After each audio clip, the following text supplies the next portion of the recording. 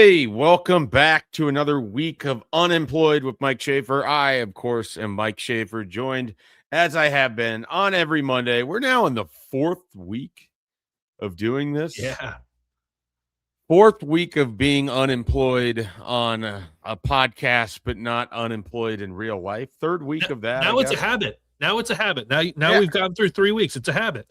If you're still listening, you have made this part of your routine, and we appreciate it. If you are just joining us, you're on YouTube, get up there, hit like and subscribe to the I-80 Club, have it pop up into your feed more easily. If you want to subscribe on audio as a podcast listener, we would really appreciate that as well. If not, if you just want to dabble, if you want to pop in from time to time, see what we have going on, that's welcome too. We appreciate it. And there is plenty to talk about. Sometimes in late January, there's not always a lot going on. You might have the portal, or you might have a little bit of recruiting or something like that. But the athletes, the football athletes back in their classes, doing their winter conditioning, we just sit around and wait for the numbers to come out sometime in February about who's doing what, and get excited and really Zapruder film the hell out of any workout videos that we see. Mm-hmm. That's normally what's going on around this time. But instead, there is a 20-0 undefeated Nebraska basketball team. And so we'll open up the show with that. We will be back, of course, to talk about Nebraska basketball on Tuesdays, which is a show famously built around the basketball team. So we'll have more basketball discussion then. But I wanted to talk with Kaleb on a few different things basketball related as we kind of get into it. And then we're going to switch over to football, and we're going to have a discussion about the backups from 2025 that could be in big roles in 2026, or ones that maybe aren't going to be in big roles, and we wonder why or what to do with them as they are not going to be expected to play a big role. So we'll have that conversation here in a little bit, but we'll start, as I mentioned, with basketball. Kaleb, you watched that game on Saturday. I listened to the officially number 5 in the poll that just dropped a couple of minutes ago. Officially number 5, the highest ranking in school history. So Michigan, are they still at 4, or do they move up to 3? Michigan's at 3. So a top 5 matchup, number 3 Michigan hosting number 5 Nebraska. That should be a ton of fun on Tuesday. And not to be forgotten, before we get to another poll, Nebraska will host number 9 Illinois. 2 top 10 games 1 week for Nebrasketball. Very normal stuff. I am, of course, used to this, having grown up and watching the likes of, Kaleb Henry's favorite player, Wes Wilkinson, Jason DeRusso, Jake Muehlheisen famously played in a bunch of these types of games. Jason DeRusso. Yeah, I believe Nate Johnson and Kerry Cohorn were involved in these types of matchups. John Turek and Andrew Drevo. The early 2000s teams, they just couldn't stay out of the rankings. It was difficult to rank them any lower than, say, 7th. No. I cannot tell you how many times Drake Baranek hit a big shot in a top 10 Nebrasketball game. That's why Bassnett had him as number 1 for 3-point shooters the other day. That's not fair, just picking people from your own high school, Bass. Come on. Yeah, well, and I guess apparently they have quite the contentious alumni games there. Their alumni games are dumb for how talented they are, but how much those guys get into it also. They should stream them, is what you're saying? They should have been streaming these 15 years ago. Well, you know where you can catch Nebraska's next game? On streaming, on Peacock. Yay! Matchup. I'm sure people are going to be delighted about that when they figure out that the biggest game of the season is going to be on Peacock. Doesn't bother me because I am prepared. Peacock is a way of life for me. But for some, that could be a little bit difficult. So on Saturday, Nebraska trails 36-30 at halftime. Tremendous cinematic recap video, as always, that shows off Fred Hoiberg's competitive side. I've enjoyed watching people kind of like realize that inside the Mr. Rogers act, that there is someone who deeply, deeply wants to kick your ass at all times. Yes. And that's Fred Hoiberg, even though he never shows it. People got a glimpse of that. I thought that was tremendous theater to watch it. And the best part was normally, you see these things and there's like a bad cop, good cop, or a good cop, bad cop kind of thing. With Fred, it was bad cop. With Lenzer, it was badder cop. Yes. Worse cop. It's so good because you get the stoic Fred Hoiberg on the side, and maybe on a call he'll throw his arms out. But for the most part, like, he stays really level, and that's because of his heart. That's because of the condition he's dealt with for several years, and he knows he's got to keep it kind of level. Well, guess what? During those 5 minutes, he's got them full attention, and he gets to say whatever he wants at halftime. That's a different guy than you see on the sideline. And I think that it's good to get some of these because you see what does Fred look like in practice? What does Fred look like outside of the 2 hours you see him on a sideline at Pinnacle Bank Arena or on TV? Because that's the polished Fred Hoiberg in a lot of people's minds is, he just keeps it steady. No matter what happens on the floor, good or bad, he's so steady. Well, that's not the Fred Hoiberg that those players know in that locker room because they see him in practice. They see him pregame. Obviously, we all got to see what a lot of it looked like at halftime. Big fan of the F word. Like, that's something that your mom and grandma don't think of when they think of Fred Hoiberg. But, hey, he is passionate about winning. And the thing that I love that they have thrown in at the end of every post game, all of his talks, every single time, is anyone satisfied? And every single time they're like, no. They want more. Most times it's F no. Yeah, finding a way to have success and remain extremely hungry, that's a really tough formula to get and to get people to act on. But that's what Fred Hoiberg's doing right now. So, yeah, you get to that halftime, and Hoiberg is fired up. But for a lot of us watching, Nebraska's only down 6. And Minnesota had to get a lot of things right, make 9 3-pointers, and they only led by 6. You had a feeling it was going to turn, and when you get a fired up Fred at halftime, you get a fired up Nate Lenzer at halftime, worse cop, and you get the team to come out the way that they played, it was going to snowball, and it almost got to a 20-point difference in the second half, and you're like, wow, Nebraska was losing at one point. Oh, no, never mind. Nebraska just ran away with this to get to a third straight 20-win season under Fred Hoiberg. Yeah, there's a lot in there. You go back to what that looked like in the first half, and I agree. Like, I've heard people say they were fortunate to only be down 6, and in the same time, it's like, well, yeah, but Minnesota was fortunate to like have the best half of their season. It felt like in some regards with how many threes they were hitting and everything else, and nothing about what they were doing felt sustainable. Nothing about Nebraska's offense felt like they had even unpacked their luggage yet as to what it could sort of look like. I mean, Sam Hoiberg did a tremendous job in the first half and really kind of, spearheaded Nebraska's attack early because Sanford, I think, only had 2 points. Rink Mass kind of struggled a little bit, and it was clunky on that end. But I didn't feel like there was, effortless or anything like that. And then you watch the way that like Fred lays into him, and to a man, like, it is just eyes up, staring right at their coach, like taking this. And you can see like if you watch Rink's face, he's just completely like, yeah, I mean, he's right. Like, we have to play better. We're gonna go play better. And then, of course, they went out and they played phenomenal basketball in the second half.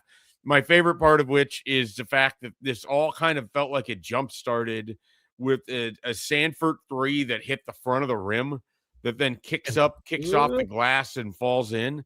And then what I thought was the biggest shot of the game was that Kaleb Jacobson 3-pointer. I mean, it was a nice baseline drive, good wraparound pass to the corner. And that's a guy that, Frager is normally in that spot. That's a Frager 3-pointer. Frager famously did not travel, did not play, could not play with the injury. And there's Kaleb Jacobson knocking down that 3. Like, there's something to be said for these guys. And we talk about, they all know their roles. They all know what they're supposed to be doing. And all of these guys, to borrow from Rounders, have alligator's blood. Mm-hmm. All of them. Like, you cannot make this team go away. And that's what Michigan is going to attempt to do on Tuesday. And I fully expect Nebraska to be fighting tooth and nail because that's who they are.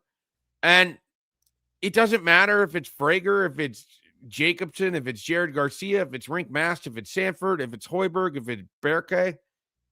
They kind of just survive. Like, I think a lot of life happened for several of those guys last season on whatever team that they were on, and particularly for some of the guys in Nebraska that went through it, and then Sanford who went through it over at Iowa.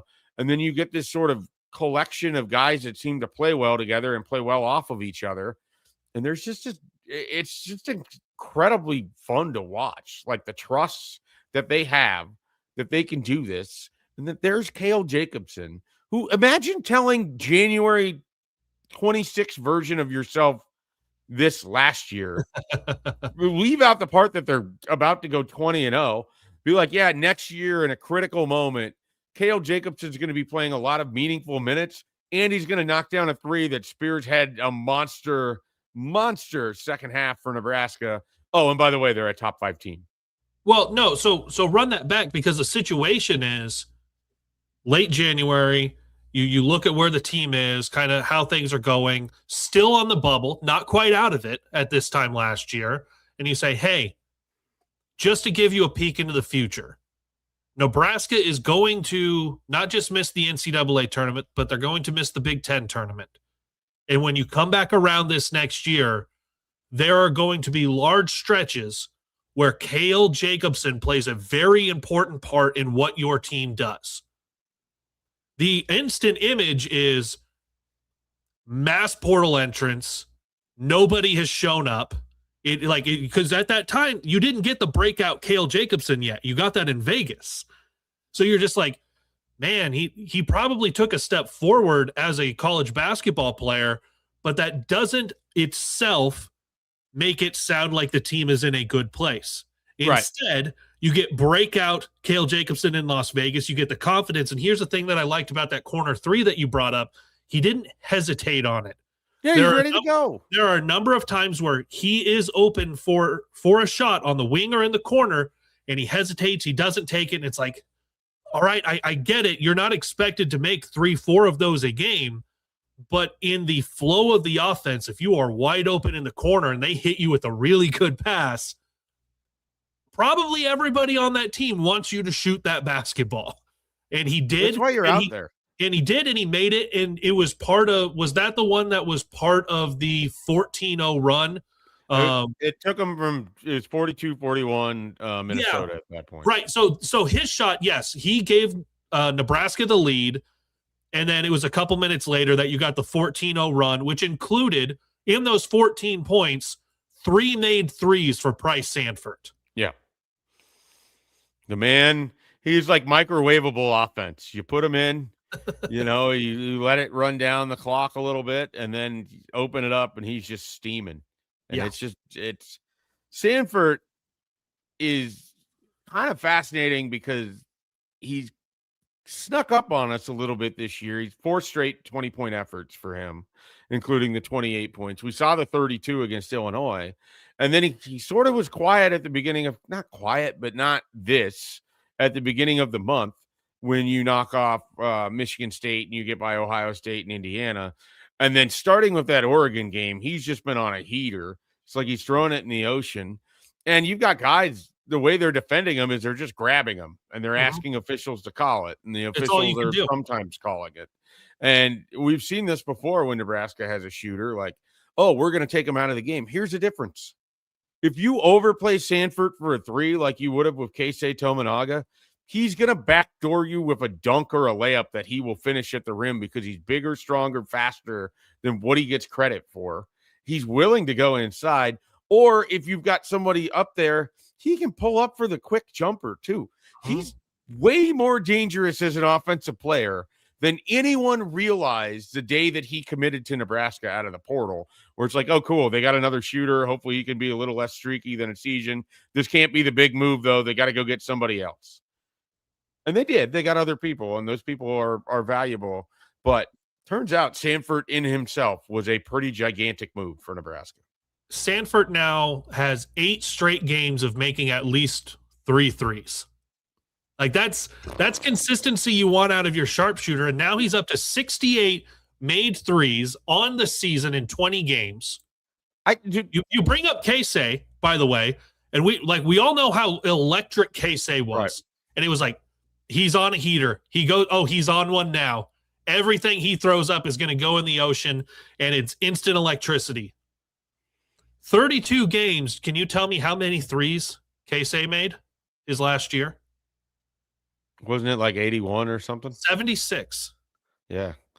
We are effectively 2 games away for Price Sanford from matching that mark. It's nuts. Now, if Sanford goes to Grand Canyon University's arena and wins the 3-point contests, turns around on the last shot, yeah, that'll be the real time that we can have that comparison. But no, I mean Sanford's been incredible. My favorite of the threes that he made is when he put the ball on the deck and then he wraps around the screen and they think it's going to be a pass and he's immediately up with the shot before the defender has any idea that, this is what's going to happen. Everybody's talked about the quick release. Everybody's talked about the form on the shot. I mean, he has so much confidence, and I think the team has so much confidence in him that they just kind of play through it. And like I said, everybody else kind of fits in where they fit in, and we're seeing it on both ends. I mean, he was effective as a shot blocker, which sounds insane. Yeah, four blocked shots. Yeah, that's how many do they block as a team on Saturday? He had 4, and Bearcay had a couple. I can't remember the exact number. Like 6 or 7 block shots. Yeah, 6, 7 block shots. Yeah, that's not what I was trying to do. I am not that person. It's okay. You did it. We all understand how hip and cool you are. I am not hip or cool. But speaking of the made 3-pointers on the season, because you're 2/3 of the way through the regular season. That's all the further we are. Season 3-pointers made is well within reach. Yeah, I can believe. This is the best team shooting 3-pointers Nebraska's ever had. Like, and you know the single season 3-point record holder, right? It's it's not Cohorn? It is Cohorn. Yeah, and it was 89. The way you said it had me thinking it was a trick question. And I was going to be like, did Ray Gallego shoot 500 3-pointers one season? He did. He holds the record for the most attempted. Gallego shot 271 in a season, made 83. I can believe, yeah. So I had to think about it. It's like, I'm pretty sure it's Cohorn, but the way he said it, it could be Ray Gallegos. So you never know. All right. I don't want to spend too much more on basketball. We'll have the whole podcast to do that. Plus, I think this is an interesting topic. Because I think as you get into the portal era and you sometimes forget about how valuable it is to have guys that just move up naturally throughout college football, go from they come in, they're backups, and then they get their opportunity to be starters, and they move through the chain that way. Then it doesn't always have to be, okay, we got to go into the portal and replace this piece this next year. And we've seen some guys step into roles. I mean, Luke Lindenmeyer worked through it for Nebraska in 2023 and for parts of 2024 to then put himself in position to be the tackle this year in 2025. Justin Evans, who I've talked about this, I think some people think I'm nuts, but I thought he was all conference level good for Nebraska at center this year. He had to kind of grind it out as an interior offensive line backup until this opportunity came to replace Ben Scott at center, and he's run with it. We've seen other spots on the roster where people have been there. Deshaun Singleton pretty much been a starter most of his career. Injuries are kind of what derailed him, and then Ja'Cory Barney was a wide receiver, immediate contributor. The other receivers were brought in from the portal. So, maybe there's not as many of these as I thought from this past year, but it had me wondering, Caleb, and I kind of mentioned this to you, and I don't know if you made a list. I have a little bit of a list here. If I were to just open-end question it to you, what 2025 backup, let's say they have to have less than 4 starts, because some guys end up with a few starts because of injuries or whatever, but that they're not the primary guy. If I ask you which Nebraska backup from 2025 you're most excited to see take on a starter's role or a bigger role in 2026, where are you starting? I'm probably going to, if it's the one I'm most excited about, I'm going to go to it, and I'm going to butcher the pronunciation every single time. Hofkin. Oh, David Hufkin. David Hufkin. Yeah. That I'm most excited on what does it look like with new defensive line coaching. And the fact that you didn't necessarily go get heavy hitters on the defensive line, but the sparks when he was out there was like, oh, something's there. Something's there. In the same way that I think a lot of people were excited for Keona Davis, who, by the way, is now off to national runner-up Miami. Along with Mensa and the wide receiver from Duke and a handful of other studs. Talk about reloading, not resetting. Jeez.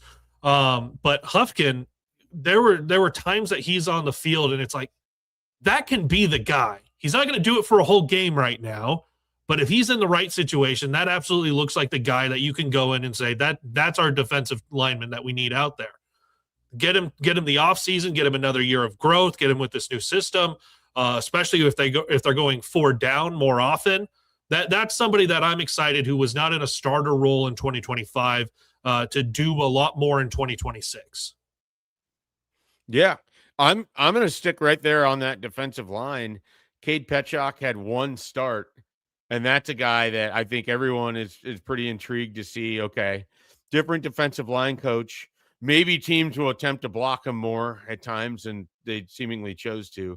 Akron famously, one wonders, Akron, who went 5-7, could they have made a bowl game if they had attempted to block Cade Petchak? No, probably not. I don't know that the score would have reversed itself in Nebraska's win against the Zips. But, yeah, he's fascinating, one, because he never talked during his recruitment.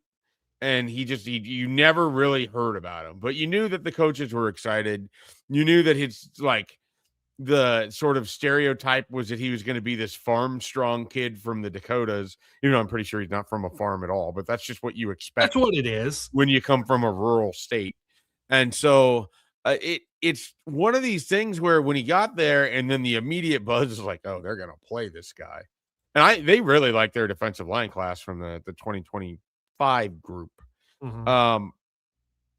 I was like, okay, cool. You know, maybe Petchak can have a Riley Van Poppel-esque sort of thing where he pops up a couple times in key situations, but ultimately, you know, you're still going to be wanting like, oh yeah, I want to see even more. He was even better than that. I mean, he was really good. He had a couple sacks on the season. He was disruptive. You can see why teams are excited, or not teams, but you can see why Nebraska is excited about what he could be up front. You can see why there's some real, you know, potential there for him to be maybe even a breakout player. And then you throw in the fact, different defensive system. So he's going to be lined up, you know, a little bit differently here. Corey Brown, a veteran defensive line coach, and a guy that's just sort of coming into his body and his size, working with Corey Campbell and them figuring out what they want him to look like and everything else. I think Cade Petchak is as exciting as a backup to starter conversation as there probably is on this list. And it's interesting we both went defensive line because that also speaks to the fact that they tried to go out and get as many great defensive linemen as they could. They also really liked what they still had and felt like they underachieved for what they could be. So there's still kind of more meat on the bone, if you would, with the defensive line. Exactly. Yeah. Sorry, everyone who's ever been recruited out of Omaha. You are corn-fed. Like, that's just what it is. And you are going to get stereotyped. You're Dakota farm kid strong. You're corn-fed in Omaha. That's what it is. Yeah, this is the images that you drive a truck. You got like a pet pig, you know, that you bring around everywhere. To be fair, let me say this. The number of jacked up pickup trucks I've seen pulling in and out of the Pius parking lot would make you think there's definitely a lot of farm kids going there, okay? So, like, there is some stereotype that you're leaning into in the metropolis compared to what is happening in Adams. Yeah. Well, I think it's somewhere in the Old Testament about, you know, wanting to customize your whip or something like that, right? Just customize your whip. I'm sure some Abraham said that. I will say So yeah, defensive line there. Let me go to the offensive side of the ball and someone that I'm excited about. And it feels odd. This one will sound odd, but the way things went last year compared to the year before because of the position they were playing. And I'm going to say Carter Nelson. Oh, I thought you were going to go Quentin Ives. Running back room is its own conversation. They're all listed, but we might just have to save that for an entire podcast. Yeah, running back room needs to be its own conversation. But I'll say Carter Nelson because he's heavier now than he was 2 years ago. He got on the field immediately as a true freshman. They needed him. Obviously, they feel like they've got 1.5 million wide receivers, and they also grabbed one out of the transfer portal. So you're not getting wide receiver Carter Nelson anymore. But you do have Lindenmeyer coming back. You have no more Heinrich Harburg. So, like, there's kind of that number 2 wide receiver spot open. And I think if you're looking for pass-catching tight ends, and now that he's got another year of learning what it's like to go block, I'm really excited for what Carter Nelson can do out of that position, especially when you start to add in the expected offensive change to where you're adding a dynamic and mobile quarterback, because dynamic and mobile quarterbacks need to rely on those tight ends and running backs to, when something's not there, they can dump the ball off to them. They've got to be that outlet for them. So I'm really high on what can you get out of the tight ends, but especially Carter Nelson being in that. And that's not to say Luke Lindenmeyer didn't do that. Think about early in the year, Luke Lindenmeyer this fall. He had his stand and chip. Yeah, he was really good. The athleticism and the ceiling for Carter Nelson feels like it's still really, really high, even though he was a very, very much an afterthought for this past season. Yeah, I've kind of pushed back when people have been like, oh, it hasn't gone how we wanted, or he isn't as good as we expected, or whatever. Some of that to me is just simply like he was the third tight end on a team that used 2 at times and largely used 1, and he wasn't going to replace the 1 because he's not a good enough blocker. And so they could have had more packages for him. I also think, we'll see what it looks like. He comes back from that injury. We'll see how available or he has a full recovery from everything, I should say. Like, he should have a completely healthy spring and should be able to go through all of this. I am really curious what he looks like physically by the time we get to the start of the season. And I definitely agree with you. That is someone I'm quite curious on. Here is someone who I just don't know what to do with. And that's Grant Brix. This was the guy that a lot of excitement about getting his commitment. And this isn't to say like, oh, he's definitely not going to be a player or whatever. It's to say that his development isn't on the track of what you would have thought for getting a lineman of that caliber. You would have hoped he'd be in position to play maybe a little bit sooner. And Jeep Wade and Lonnie Teasley got here. And one of the things that Nebraska has had a lot of is interior offensive linemen. And they looked at the room, and this might also be the sort of assessment of they looked at the room and just felt like we've got this money we need to spend. We need to make sure this line is as good as it can be. And they went out and they got guys like Paul Mabenga, and, we'll see where Tree Babalade ends up playing, if he's a tackle or if he's a guard. Brendan Black is definitely going to be a guard. So they effectively added two interior linemen and a swing guy in Tree. And so, Grant Brix, who was probably a swing guy, but leaning more towards being a guard just because he didn't really pass protect in high school. That was always kind of the question I had, is he's going to have to learn how to do this. And it does make me wonder what that future kind of looks like for him. Again, I'm not writing him off, but it's not going to be the impact or what the thought was when you landed Grant Brix in November of 24. I think there was a very different feel around getting that commitment. Or maybe it was even November of 23. Is he a 2024 guy? He was a 2024 guy. So yeah, I mean, it's just a different kind of headspace as to where I have him. There's other guys in there too in that room. Like, what is a Preston Talmua? Mm-hmm. What is Sam Sledge, who's been here for a long time. Brock Knutson's been here for a long time. Guys like that, like at some point, either you're going to be able to contribute or you're likely just a backup because they've went out and they got 3 guys out of the portal. So with Grant Bricks, I think it's a really interesting spring, largely to see if his name ever comes up unprovoked, like if nobody asked about it and they just mention him. And then 2, is he going to be a guard, tackle, or a swing guy? Then you kind of have Gunnar Gatula, who's lurking in this whole conversation, who's already passed up Bricks, and they're part of the same class and do a similar thing. Just a kind of a fascinating thing when you think about how big of a commitment that was. Yeah, the biggest thing holding back any of the younger kind of backup offensive linemen like Grant Bricks is that there's not really a starter spot for you. Like, yeah, like they kind of went and shored up a couple of spots, and you've got a couple other spots of returning starters. So where are you going to go? Even if you develop, and it's like if you go overtake someone for the starting role, okay, should they have used up a transfer portal spot on something that they were eventually going to get done in-house? Or is it, oh, you just have better improved depth in case somebody gets hurt, because inevitably someone's going to get hurt. You're not going to have the same offensive line game 1 that you have game 12 or 13. It just doesn't happen very often for you to have that. In that same vein, Schaefer, let me ask you this about a different position. You bring back Ja'Cory Barney and Isaiah Hunter, and you're going to get a rehabbed Janiran Bonner, and you grabbed Quasi Gilmer out of the transfer portal. You've got talent behind them, but can we get excited at all for a Quinn Clark or a Cortez Mills or anyone else that they're going to have a role that's more than maybe one catch every few games? And then at that point, there's not a lot of opportunity for you to do something in that role. Yeah, it is going to be really fascinating how that breaks out. I would not be shocked if someone from that group, particularly someone from the Quinn Clark or the Cortez Mills, earns their way onto more playing time. I mean, I think some of taking Gilmer is you give yourself another wide receiver that can help you.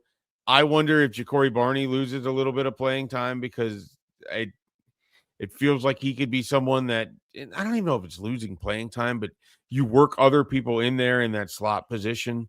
You mentioned Janiran Bonner. It's no given what he's going to look like when he comes back. Isaiah Mosey played the slot a little bit as a running back. I just think there's a lot of different ways that they can go about it. I thought keeping Cortez Mills was quietly really important. I think he's a pretty good wide receiver. And so you're going to get, 4 years of him having redshirted. I want to see what that looks like. Quinn Clark on the 2-point conversion, use that guy down in the red zone more. Same with Carter Nelson. You're going to do a bunch of the fade stuff or jump ball stuff. I'd rather see those guys be the recipients of it, and because they have the bodies that allow them to box out. I mean, they're both former basketball players. Mm-hmm. That's sort of a big thing when you're positioning over there. And so, I had all those wide receivers mentioned or written down as well. And I don't know what exactly it looks like, but I think one of Mills or Quinn Clark is going to have a bigger season than maybe what it would look like on paper. And I don't know if that comes at the expense of someone's playing time, injuries, what it is, but I think they like the depth they have at wide receiver, but I think there's more upside there than maybe we even know at this point, because these guys haven't played enough. But when they have, I mean, Cortez Mills has a couple really nice catches. Quinn Clark had one of the coolest plays of the year on the long catch and run where he hurdled and everything else. So there's some real potential there at wide receiver. I'll finish up the backup discussion with a couple guys in the secondary, one of which went into the portal and then came back. Another we've heard about for 2 years, and we didn't really see him until the bowl game. And I think he'd be the first to tell you it was not the performance of his dreams in Kaleb Benning. What do you think about guys like Kaleb Benning, Braylon Prude? You could toss in Amari Sanders, Larry Tarver in here as well. Maybe a Mario Buford. These are all young defensive backs, all around the similar age group, that they're now in their 3rd year in the program. And Nebraska went out and they got Jasin Shiggs and Victor Evans and Dwayne McDougal clearly putting an emphasis on adding some more talent there or just more bodies, in addition to your returning Andrew Marshall, Donovan Jones. Rex Guthrie played a lot at safety. We'll see what they do with Marquise Buford and what the plan is there. But a lot of bodies in that room. What do you shake out of things for the backups there, Caleb? Well, a lot of bodies in that room and not a lot of seniors. So like already you're coming back because you had the potential to bring back Malcolm Hartzog. He's going down to, is it Arizona? Is that where he's at, or Arizona State? I think Arizona. But yeah, so it's like you had the potential to bring back somebody with multiple years of starts and lock up one of the positions that you thought was going to be locked up this whole year anyway. You got Malcolm Hartzog for the Cincinnati game, and it's like that was it. Like he won you that game, and then you got to work in a lot of other people, and it seemed like Nebraska struggled to figure out who that was going to be over the course of the year. You were rotating a number of guys in there, but there is excitement that you do get Tarver to come back out of the portal, that you're able to hang on to a Caleb Benning. And like, it's not just the name on Caleb Benning. One, I like the first name. A lot of people like the last name, but he is extremely talented, and he led the team in tackles against Utah. But that's the thing where when you've got so much youth at a position that becomes the cleanup position against the run, sometimes they're just not ready to stick their nose in there. So I think by bringing so many of those guys back, you still have Addison Williams coaching your DBs. You're getting the help back there, and you've got a new defensive coordinator.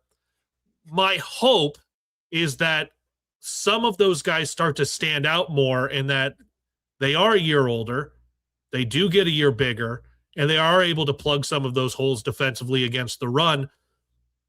I don't know who's going to shake out from there, though, because they rotated so many different guys and no one really ran away with it outside of your established upperclassmen that are coming back. Yeah. Yeah, that's a position group that we will be talking about a lot, I think, this spring, and trying really to determine who they like, what they like. You get some of it is you've had so many different coaches that have assembled that grouping. I mean, whether it was Evan Cooper, John Butler, now you have Addison Williams involved with it. Phil Snow's had some input on young defensive backs, and that's where he spends a lot of his time in the spring and in the fall. So there's just a lot going on with that position room. Let's dive into some blind rankings, Caleb. I love it. I loved it 2 weeks ago. Didn't love it last week. Well, I'm sure we'll find somewhere just right in the middle this week. Today, you are going to tackle a ranking of venues that Nebraska plays their athletics in. Oh, okay. These are, yeah. I feel like this is something you have thoughts on. And so there's really nothing tricky here about this. You're going to know all the places. I'm assuming you've been to every one of these. There's maybe only one that I have a question as to whether you've been there or not. Are you going to ask if I've been to Hibner? I've been to Hibner.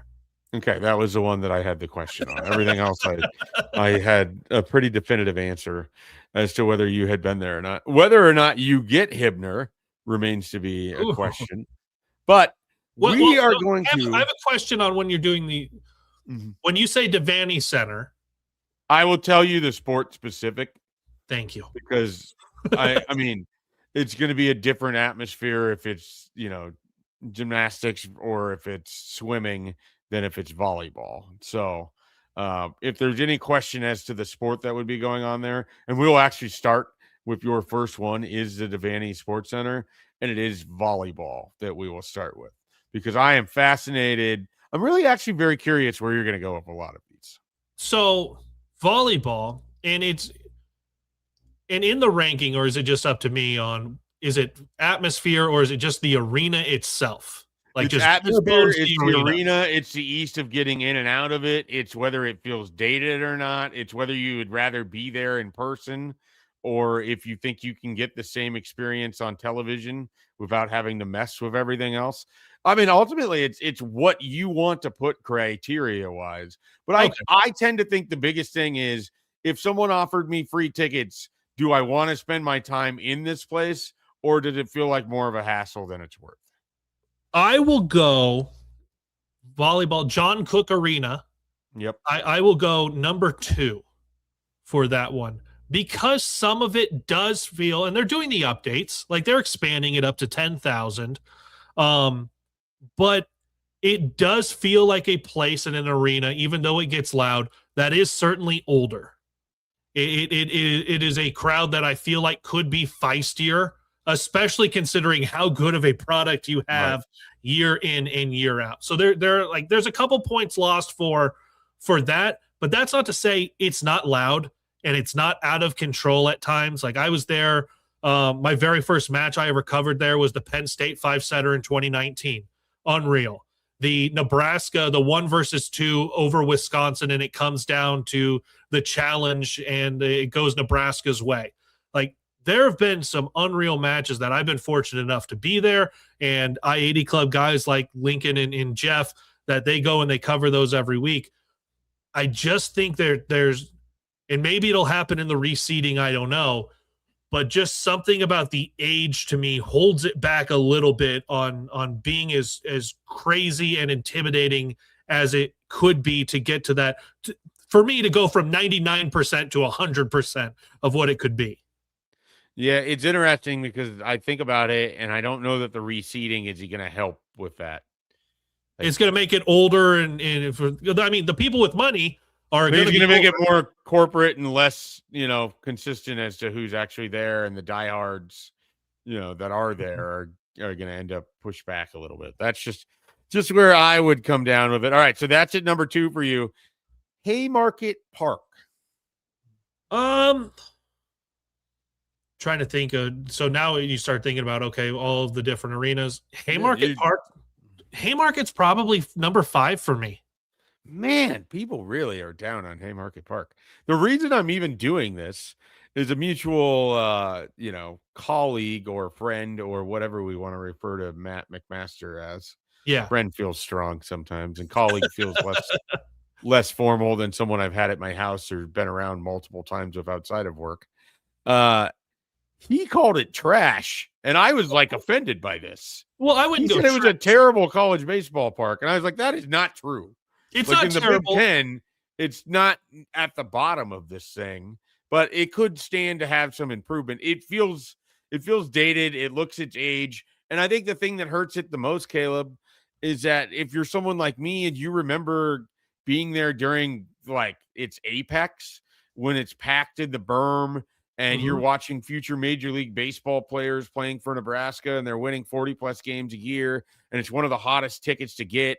And then they're hosting the Super Regional against Miami, and there's thousands of people, and there's people that are up by the freaking interstate. And it has this sort of mystique. And then you realize that was 20 years ago. Yeah. And what has it had since? It hasn't hosted a regional since Manhattan came here and beat Nebraska. So all of that to say, I kind of get it. And at the same time, it's like, well, damn it, it's still a good park to me. Yes, I'm just comparing it to where I feel within Nebraska's. Because like across the Big Ten, like this is it's easily a top 2 venue in the Big Ten. See, I was thinking about this, and this would be a good question for Brunts. I mean, some of them have had some new stadiums put in that look a lot better. Some of them are still like, I think Penn State's pretty bad, Michigan State's pretty bad, and some other ones. So I would have to talk to Brunts or to, because isn't Maryland set up pretty good over there, even though it's kind of a small ballpark? And maybe some of what holds back Haymarket is also from a media standpoint that it's built for like 5 people to cover a game. And that includes all of the people doing PA and doing stats. So I think that there's an update that probably needs to happen with Haymarket Park. You build out more of the pricey seating, those club boxes. You build out more of that down both lines. You probably build something into the outfield, because think about this, with Nebraska not hosting a regional for so long, you've seen Nebraska in regionals at really good SEC places. And what does the outfield look like for those places? An absolute party from start to finish. Yeah. And it's postseason baseball, so that's a little bit different than Northern Colorado on a Tuesday night in late February. But still, you get to see what those places look like, and that's not quite the same feeling that you get at Haymarket Park. But you're right. I remember being mid-2000s down in the grass with a blanket if you were lucky, and you're trying to find somewhere that sits up against the concrete just to save your back, even though I'm like 13, 14 years old. Like, you have those memories, but that was 20 years ago. Yeah. Man. 20 years since hosting a regional doesn't even seem possible. To like 2007 me that's over there watching Tony Watson as your Friday starter. Skipping my afternoon class in college to get over there for tremendous games that year. Just ridiculous. All right, let's move on before I get more sad. Well, all right, so you have Haymarket at 5. You have Bob Devaney Sports Center volleyball at 2. Where in the world will you put Memorial Stadium? I will put Memorial Stadium at 3. Okay. Now, is it one of the most iconic venues in college football? Yes. Has it been needing an update in quite a while? Also, yes. This is a part where you can go, Trev was right. Because here's the thing. If Trev Albert's plan, and yeah, you would have lost South Stadium for a season or two. If his plan would have gone through when he brought it up and it was all talked about and everyone was upset or happy or excited or down about it, it would be done. Like, it would be done right now. We would be going into this fall with that brand new Trev Alberts vision of Memorial Stadium. And we're probably going to eventually get something close to that. But everything keeps coming back to the dollars and the optics. And there have been these cuts to the university and these majors are gone and this is cut. But at some point, you're going to have to renovate Memorial Stadium to be available for the next 50 years, let alone the next 100, after surviving 100 years with that foundation and getting grandfathered in whatever city codes have allowed it to stay standing, or you're going to have to build a brand new place. I am very much wanting continue to have Memorial Stadium in like it's such a beautiful place to go to, especially like the first time you go in there. Like, you're just awestruck. The fact that I could walk through underneath and find my dad on one of the panels for senior letter winners from 1990, like, that's so fun to me. And that's not just me, but so many people have connections to something with the university, and it revolves around football. But it is a much older stadium, and you get to see a lot of the places that have smaller capacities and what those stadiums look like, or they have newer stadiums and what those look like. It just feels way past due for something to get updated, on top of, you talk ease of use of getting in and getting out and getting to the bathroom, getting concessions, all the changes that have happened with that over the last couple of years. For me, when you're ranking them through where they are, it's behind John Cook Arena right now, and it's sitting at number 3 for me. Okay. Bowlin Stadium. Bowlin will go at 4. Bowlin will go at 4. And now that's a spot that has had updates and also has a benefit of maybe and especially if this year they can get back to the Women's College World Series, its best environment and its best team, not since 2013 when they got there last, but maybe since those 80s teams when Nebraska was kind of almost running the sport. Even without winning a bunch of national titles, like running the sport, it kind of had to go through Nebraska, and the way you saw the Huskers getting there, it's a really exciting venue in that they've added all of the seating. They've added the play area for kids, and like that's the only place we are. You're just hanging out over there with the play area. But also when it's a game day, like it's not tough to get in and out of there. Yeah. In the same way that it is with baseball, because it is a smaller capacity. But when it is packed and it is loud and it's so much smaller than a baseball field, so you feel like you're on top of the action, it's a really, really fun place to be. Yeah, I think it's kind of, I don't know if you'd say underrated, but I think it's underrated. Yeah. when you talk about how aesthetically pleasing it is, like, it just looks good. It doesn't look like it's old, certainly compared to, like, Haymarket in that regard. And then it helps when the team has been really good at times, and playing there, and you can feel like you kind of feel that place shaking a little bit when it gets Mhm. loud and people are really into it. And so, that one, I think four's a good spot for it. All right, number one. I think this is where you would have put it, and this is why you were saving it open no matter what. And no, I'm not talking about Hibner. I'm talking about Pinnacle Bank Arena. I did get worried it was going to be Hibner, and I was going to be like, all right, say good things about the soccer program. They went to the Elite Eight a couple years ago. I wish they could have had Stanford at home. Yeah. No, it's Pinnacle Bank Arena, and I think that's been Nebraska's best venue since it's opened its doors. Yeah, the only thing that makes it tough is the getting in and out, like the parking garages and everything downtown. But you get into a season like this for, like, even for you talk about the attendance differences for the men and the women, but the women had packed PBA the other day, and like it does get pretty full and it can get really loud. But specifically talking about the men's games, and you get a season like this where the 300 level is full 15, 20 minutes before tip. You get to where you cannot go to a bar within 10 minutes of walking distance to the arena. Like, you can't get in. You can't, it's so packed everywhere down there. I guess this is the part where maybe it would have been nice if it would have been kind of centrally located with everything going around the arena instead of just kind of out one side. But still, once you do get into the arena and you get into the game, it's pretty easy to move about if you've got to go to the bathroom or you want to go get concessions or any of that stuff. You want to go buy souvenirs. And then obviously when the games are happening, this is the place where, when you're talking about what's holding back a volleyball match in John Cook Arena from being as electric as it could be, it feels like you're getting that at Pinnacle Bank Arena. You're getting the people who are a lot feistier. You're getting the people who are going to boo and chant at the officials because of a foul call 10 seconds into the game. Jack Mitchell would call this bloodlust. You get from the crowd more at a basketball game than you're going to get at volleyball. And that's just different demographics. It's a different crowd. Losing program.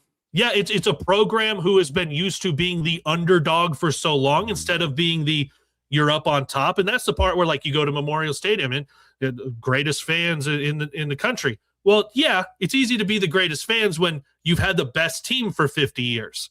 The same thing on volleyball. You have really good fans because all you've known since the program was started, and especially over the last 30 years, is it's one of the best programs in the nation.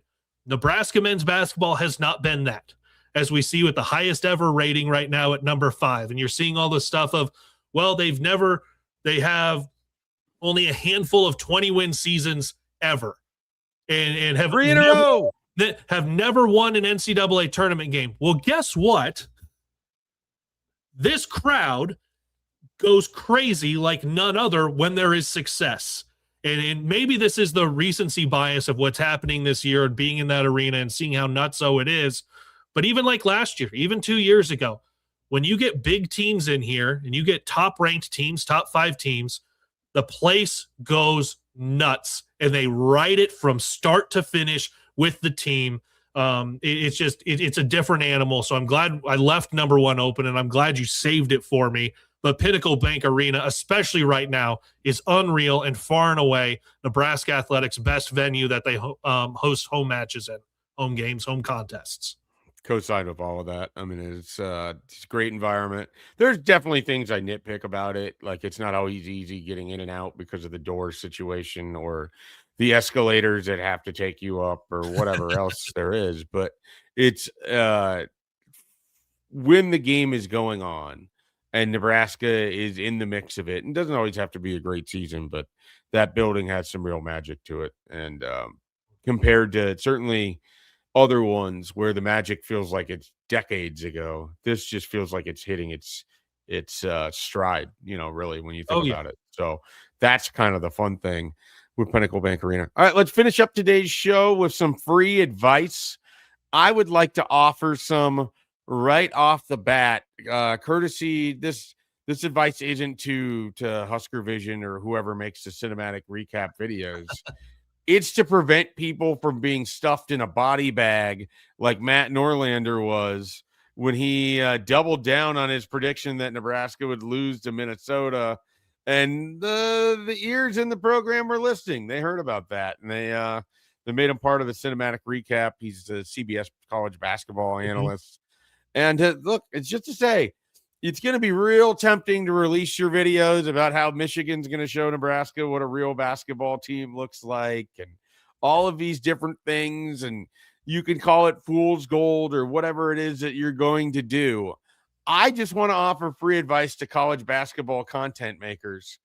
Be careful. Nebraska's listening, and they will bury you, just like they bury their opponents. Well, and to add on to that, like, good teams lose sometimes too in this sport. And what has this team had to hear? They're gonna get what's coming against Creighton, against Wisconsin, against Illinois, Michigan State, Ohio State, Indiana. Okay. Yeah, they might. Like, this team might. Almost nobody outside of some of the like fan accounts are predicting that this team actually goes undefeated all the way through. All right, they're not predicting 39-0 or 40-0 or whatever it would end up being. But also, this team isn't expecting to go in and get destroyed. Like, they're probably going to be right there. So if you want to, now they're gonna get what's coming to them. They're gonna see what a real basketball team is. Well, with wins over multiple top 10 teams so far this season, Nebraska men's basketball has seen what real teams look like, is a real team, and yeah, might lose, but that doesn't take away anything from what they are. They have mirrors. Of course, they've seen a real team before. Oh, I love that. That's so good. They have mirrors. I've got some free advice for Nebraska women's basketball, who went 1-1 this last week. They fell out of the top 25 today, but you guys are still very much a team in the hunt for the NCAA tournament, and not just the bubble, but being in a decent position, being a top 7, top 8 seed on wherever that is. Yeah, it's been tough against top 25 teams and teams that have been getting votes, and you're finding your place in a really, really good Big Ten conference this year for women's basketball. Keep plugging along. And you guys get to do it without maybe some of the distractions of the media because of what the men's team is doing. Just keep plugging along. It's going to get to the postseason, and I do think that this team has the potential, especially if you get Natalie Potts back, of being a second weekend team.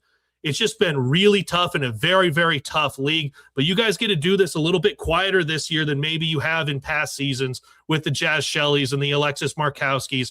You guys just get to keep plugging along. It's still been a really good season. It's been fun to follow, but there is a lot still out in front of you guys just as much as there is the men. Free advice for any coach that needs to better understand the game that they're in. Sometimes you might realize that you're going to be in a defensive tussle. You may want to kick the field goal when you have the opportunity to grab points. Nebraska, that might have been you a few times this year when early in the game you're facing a 4th and short, and it's really tempting to think, hey, if we get this, we could be on our way to scoring a touchdown. But if you don't get it, you get no points. And then if you end up losing by 3, you could have tied the game with a field goal at some point in time. Now, this could be directed to a specific NFL coach whose team is currently done for the rest of the year because they eschewed the opportunity to go up by 10. But I think it works for everybody. For instance, you might also acknowledge, hey, it's probably going to be a track meet. We couldn't stop a 6th grade midget football team right now. That might have occurred out in the bowl game. So when it's 3rd and 4th and 1 and you need to get a yard, or the thing is you have to punt it away against an offense that you're probably not going to stop anyways, so the 40 yards of field position that they can erase in 2 plays, maybe you go for the yard. I don't know. It comes back to knowing the type of team you have, knowing the type of game that you're in and knowing the best way that you can win. If you do that, it makes your fourth down decisions a lot easier. My last free advice is for any spouse who changes up their schedule. If you change up your schedule, I'm going to ask that you communicate it again, and then send maybe a reminder. This free advice might be for me and the fact that I had to ignore my wife's call 5 times during this show because I did not communicate, and then remind her, hey, yeah, so Mondays from noon to 1, I'm doing this new thing called Employed with Mike Schaefer. It will help everybody instead of her sending me text saying, hey, are you pooping right now? And I'm like, no, I'm doing a show. That's why I'm ignoring your calls. Communicate, and remind. It'll help everybody's day. Good to know that I don't have the only wife who, if I disappear for a little bit, her assumption is that I'm just somewhere on the toilet. Yeah. So that's nice to know. It's good to know there's consistency to be found out there. All right. Speaking of consistency, we are in our 4th week here at Unemployed with Mike Schaefer. Kaleb Henry has been a 4-time Monday All-Star. Appreciate that, Kaleb. We will see you again on Monday. Do you want to make any predictions for Nebraska basketball this week? 2 top 10 games, as we've talked about, has happened many times before. Would you like to guess? Would you like to say 0-2, 1-1, or 2-0? I'll say 1-1, and I'll say we get Frager back on Sunday. Yeah, I don't think we're seeing Frager on Tuesday at all. But that's just a guess. I don't have any inside info. I'll go 1-1 again. Good teams drop some games too to other really good teams. Nebraska beat Wisconsin by 30. Wisconsin beat Michigan. It happens. But you do get one of these games at home. I wouldn't be surprised, because you're seeing Illinois for a second time, I wouldn't be surprised if the split for Nebraska is beat Michigan and lose to Illinois. I'm gonna go with, I think the Huskers go 1-1 this week. Okay. Well, we will find out. We'll discuss next Monday. Everybody, check out tomorrow's show. Robin Washut, I don't know, what would you call him? Like he's like the last standing member of the old guard of Nebraska basketball media. When I think about the people that were covering this team over at the Devaney Center, because have made the trek over. You already talked to Baz, who was doing it before me. Mm-hmm. The way I would describe Robin is probably the leading Nebraska beat reporter we have right now for Husker Media. I think that's fair. He will join on a Nebrasketball Tuesday. We'll see if he wants to play some blind rankings. I have a very specific topic that I think he'll have thoughts on. And no, it's not related to the New York Giants. And then, of course, we are going to take a look at Philadelphia as a potential host city and everything else that could come up on a Nebrasketball Tuesday.